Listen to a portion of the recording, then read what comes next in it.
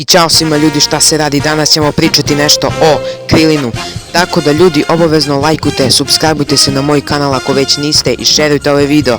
Ovako, današnja tema će biti gde su Krilinovi roditelji jer se nisu pojavljivali celoj anime. Inače, ovo je samo moja teorija, nije 100% potvrđeno ili tačno.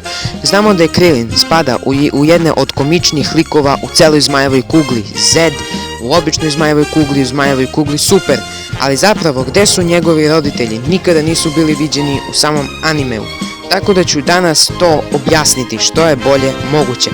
Ovako, postoje par teorija. Prva teorija glasi da su ga oni odmah odbacili kao siroče jer su ga se bojali zbog tačkica, to jest zbog izgubljenog nosa, tačkice su iz manastira. A druga teorija je da je on rođen na predelu gde svako dete od malih nogu uči da se bori i odlazi u manastir.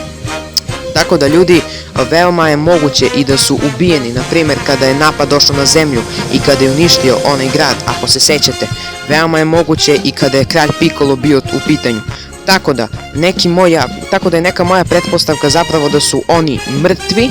Moguće je i da se i dalje kriju u nekom delu grada, a jednostavno je moguće i da je Krilin kao siroče, znači da se ne zna ko su mu otac i majka. To je također jedna od mogućnosti.